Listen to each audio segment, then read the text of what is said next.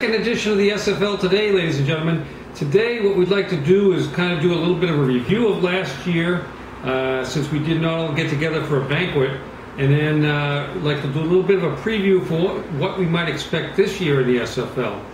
So first of all, as we all know, Dylan was the champion of the SFL. Congratulations to Dylan. He has a trophy in his New York apartment and soon hopefully in his new residence down there. But I also wanted to recognize the winners of the other awards this year. The Lawrence M. Kearns Memorial Award is for the most college wins for the entire year. And again, Dylan won that award with 58 wins in the 2010 season. Congratulations, Dylan, for another award. Mark was, just to fill that in a little bit, Mark just fell two behind him, his father. So he dissed his father there. Brian, again a player, and Charlie were only three back. Ozzie and Shannon four back. Congratulations to all of those who did well in the colleges. The Mary H. Kearns Memorial Award is for the most professional wins for the year. And again, a surprise, a younger player who's been our webmeister for many years, Dominic Savata, Savata, was the winner this year with 69 wins in the pros. Congratulations, Dom. Excellent work. And again, thanks for all your work with the SFL website. Yeah, and coming behind him that just got edged out again, a two back was Ryan, one of the finalists of the year. Shannon, another finalist of the year, was four back. And Ozzie, John G., Jim, and Dale were all six back. Commissioner, why don't we talk about, I kind of skipped by the championship. This is a very close championship this year. Why don't we recognize some of those players who were right up there this year? Well, we know that it came down to Dylan, Shannon, and Ryan with all the same record. The second, the tiebreaker was a number of weeks one. Dylan and Ryan both had a week one. And then we finally went to who had a week one without applying the weekly tiebreaker, and Dylan had one of those, but Ryan didn't. But just behind them, only two back was Ozzie, and then Brian was in fifth place with only three back. Mark, again, only four back, and Dom and Dale, five back. So some interesting players up there that we haven't seen before. Right. Good work. We're going to mention Dale in a minute here, because the Glenn Higgins Memorial Award is for the player who had the best record in the second half of the season. Well, why not go first half first? Oh, yeah, what did I do with that? Oh, yeah. Sorry.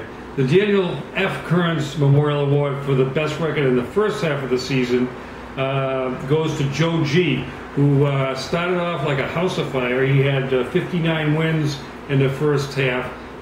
Looked like he was going to be a juggernaut, but fell by the wayside. Yeah, Joe G. Actually led from wire to wire for the first half. Pretty impressive. But Dylan stayed close, only one back. Becky was in it. We forget about Becky, but she's another one of those players that was in it for the first half and a little bit into the second. And Shannon was there tied with Becky. And Ozzie, Dom, and Francine, who we haven't heard her name mentioned, but she's always up there, was in the first half, only three back.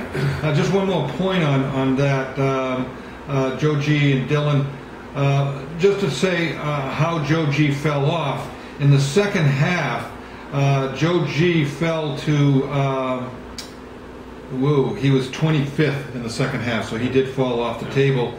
And Becky was another one that faded, and I'm not seeing her on here. Well, she's that far. Yeah, she was 31st in the second half, so she couldn't hang in there.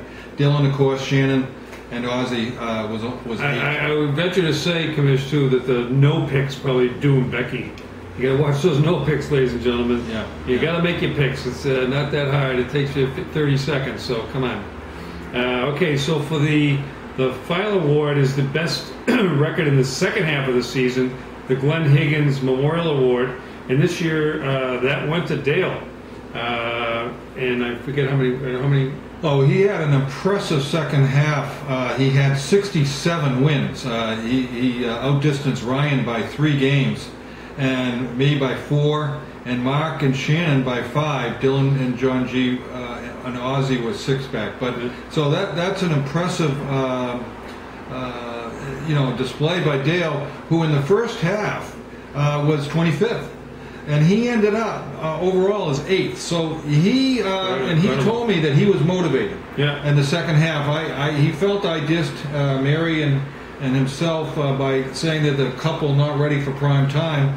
Turns out that I'll have to look at the stats again, but I think Dale and Mary may have bypassed Julie and Joe G. I'm sorry, and certainly brought respect to that really super couple. Yes. Don't you think so? Yes, very much so. Do you think they're a super couple?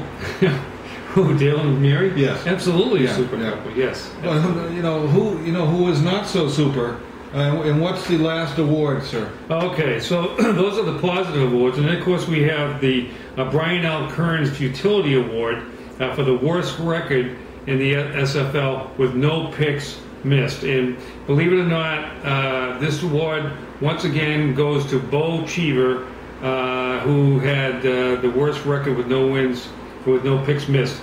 And the commission, you have to do a little explanation here because it was a tie, kind of. Yeah, a couple of things. First of all, Bo actually ended up in 27th place, so there were 5 people below him in the standings. However, Tim, of course, he missed many picks. He basically, gave up on the league, let's say.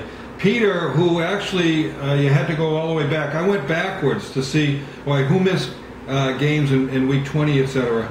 And so Peter missed a week in week 11, but he actually was a pretty regular picker otherwise. Bill made the whole season, never missing a pick, but missed the Super Bowl.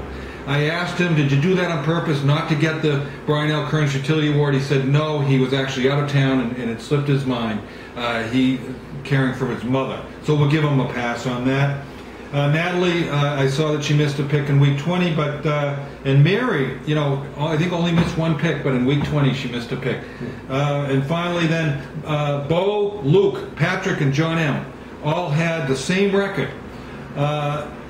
Luke missed a pick.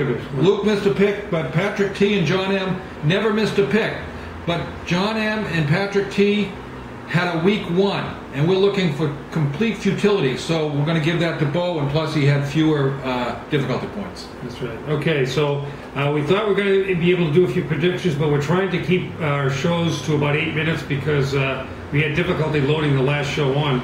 But anyways, look forward to a great season. We're going to have another show about our predictions for the SFL and our predictions for some of the college and pro picks as well. So looking forward to that. Why don't you stop this damn thing? All right, well, anyway, why don't you just turn off the... Okay.